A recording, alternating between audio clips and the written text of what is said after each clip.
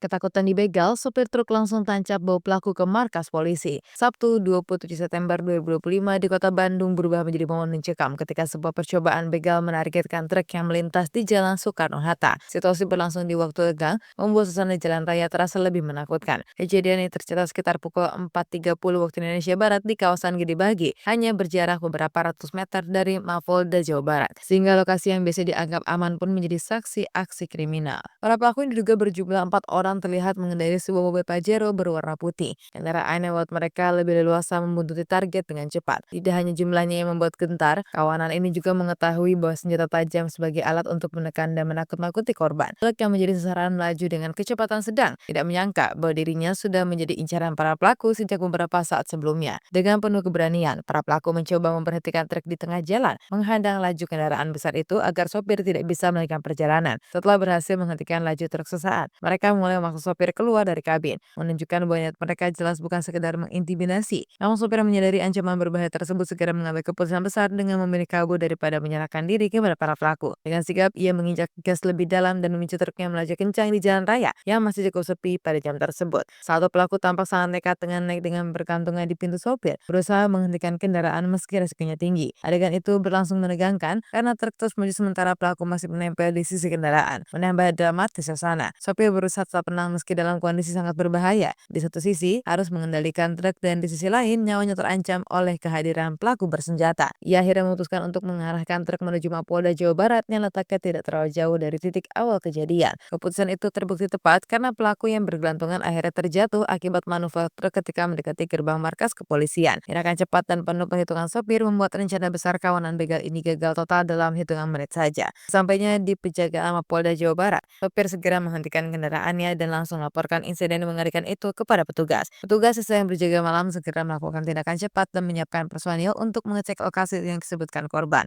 Namun sayangnya ketika polisi tiba di tempat kejadian, para pelaku sudah lebih dulu kabur dengan membawa mobil Pajero putih mereka. Kendaraan yang digunakan para pelaku melaju cepat meninggalkan area, membuat polisi kesulitan melakukan pengejaran secara langsung. Peristiwa ini tentu saja mengejutkan warga sekitar mengingat lokasi kejadian berada sangat dekat dengan markas besar aparat keamanan. Pihak kepolisian memastikan penyelidikan akan dilakukan mendalam demi menangkap para pelaku yang telah meresahkan warga.